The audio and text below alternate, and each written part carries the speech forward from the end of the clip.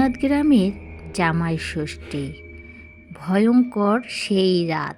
রঘুনাথ গ্রামটা খুব শান্ত আর খুব সুন্দর ছিল।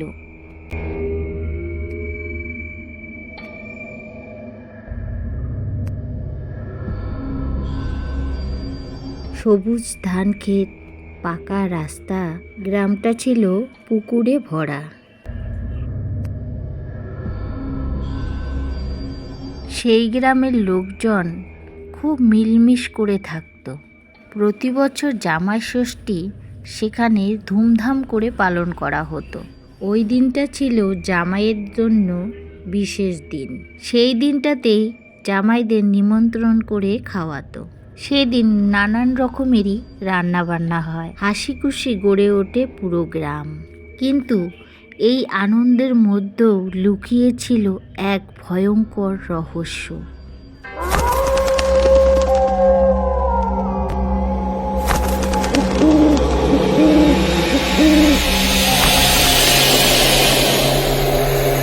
রঘুনাথ গ্রামের জামাই ষষ্ঠী, এক ভয়ঙ্কর সত্যি ঘটনা নিয়ে আজকের গল্প।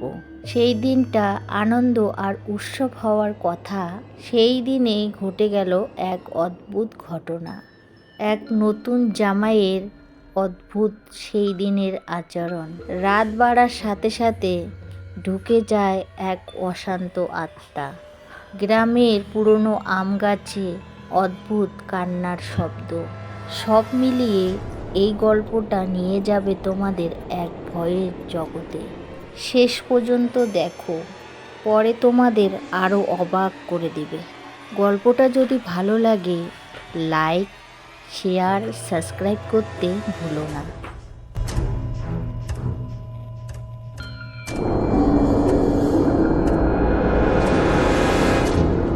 অনেক বছর আগে ওই গ্রামে জামাই ষষ্ঠীর দিন ঘটেছিল এক অদ্ভুত ভয়ঙ্কর ঘটনা। সেই বাড়ির নাম ছিল চৌধুরী বাড়ি। বাড়িটি ছিল বিশাল বড় আর পুরনো।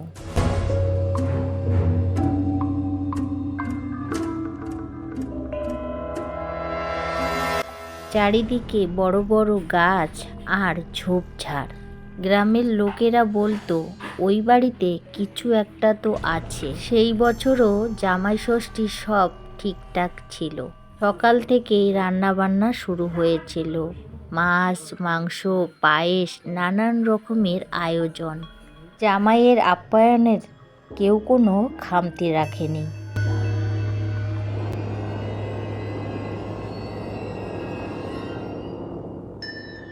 বিকেলের দিকে হঠাৎ আকাশটা অন্ধকার হয়ে কালো হয়ে গেল। হালকা ঝড় এলো।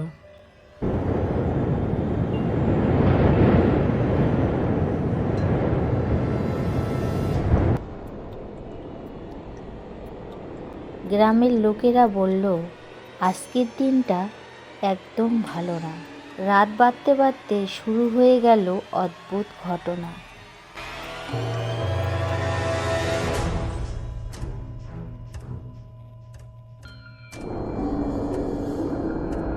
চৌধুরী বাড়ির এক জামাইয়ের নাম সুশান্ত। সে প্রথমবার এসেছিল শ্বশুর বাড়িতে।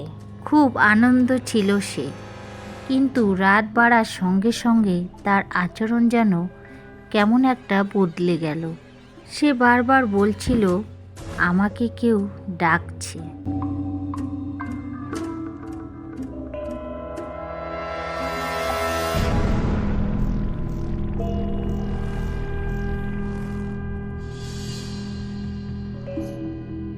সবাই ভাবল সে মজা করছে, কিন্তু তার চোখের চাউনি ছিল একদম অদ্ভুত।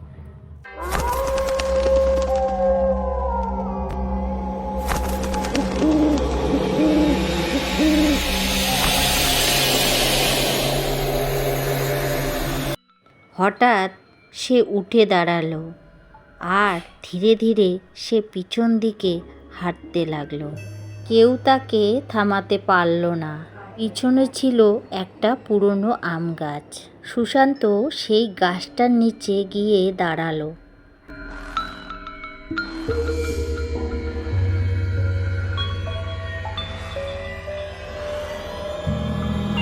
সেই গাছটার সম্পর্কে গ্রামের মানুষজন অনেক কিছুই আলোচনা করত। ধীরে ধীরে সুশান্ত গিয়ে ওই গাছটার নিচে দাঁড়ালো, আর হঠাৎ করে সেই গাছের নিচে সুশান্ত বসে পড়ল। চারিদিকে অদ্ভুত ঠান্ডা বাতাস আসতে লাগলো।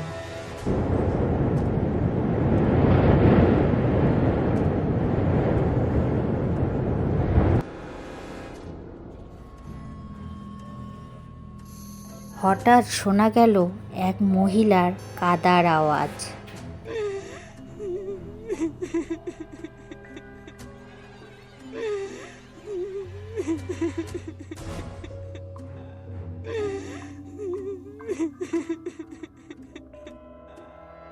সবাই ভয়ে কাঁপতে লাগলো।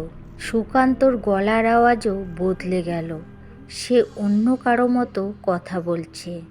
আমাকে ভুলে গেছো কি তোমরা? আমাকে ভুলে গেছো কি তোমরা? আমাকে ভুলে গেছো কি তোমরা?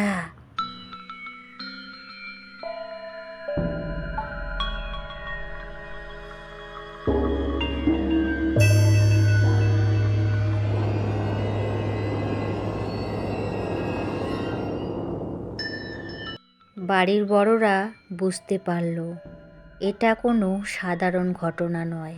তারা দ্রুত ওজাকে ডাকল। ওজা এসে মন্ত্র পড়া চালু করলো। ধূপদীপ জ্বালানো হলো, কিন্তু হঠাৎ কোথা থেকে আরও বাতাসটা যেন জোরে বইতে শুরু হলো।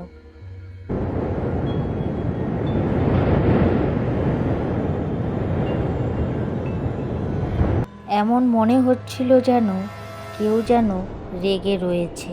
হঠাৎ সুকান্ত চিৎকার করে উঠল। তার চোখগুলো ছিল লাল। সে বলে উঠল, এই বাড়িতে আমার সবার রক্ত চাই। এই বাড়িতে আমার সবার রক্ত চাই।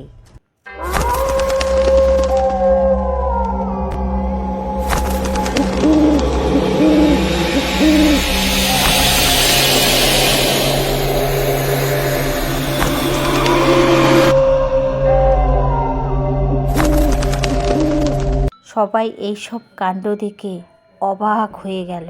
তখন বাড়ির এক বৃদ্ধা কাঁপতে কাঁপতে বলল, অনেক বছর আগে এই বাড়িতে এক নববধূ মারা গিয়েছিল। তার মৃত্যুটা ছিল রহস্যজনক।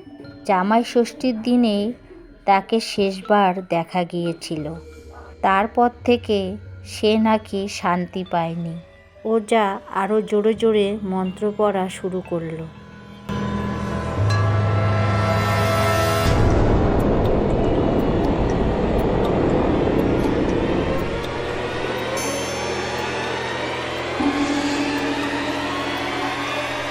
মন্ত্র পড়া শুনতে শুনতে সুকান্ত ধীরে ধীরে শান্ত হয়ে গেল। সে অজ্ঞান হয়ে গেল। পরের দিন সকালে সে কোনো কিছুই মনে করতে পারল না। কিন্তু সেই রাতের পর থেকে চৌধুরী বাড়িতে আর কখনোই জামাই ষষ্ঠী আর হয়নি।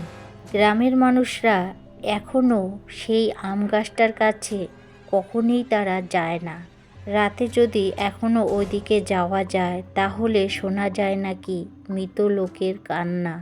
আবার কেউ কেউ বলে জামাই ষষ্ঠীর রাতে নাকি এখনও কেউ অপেক্ষা করে কাউকে নিজের গল্প শোনাতে। তো বন্ধুরা, কেমন লাগলো আজকের গল্পটা অবশ্যই কমেন্ট করে জানাবে। আর ভালো লাগলে আমার চ্যানেলটাকে সাবস্ক্রাইব করে দিয়ে পাশে থাকার অনুরোধ রইল। আর যে সকল বন্ধুরা এই কাজটা করে রেখেছো তাদের জানাই অনেক ধন্যবাদ। তো আবারও দেখা হবে নেক্সট ভিডিওতে। ততক্ষণ পর্যন্ত সবাইকে টাটা, বাই বাই।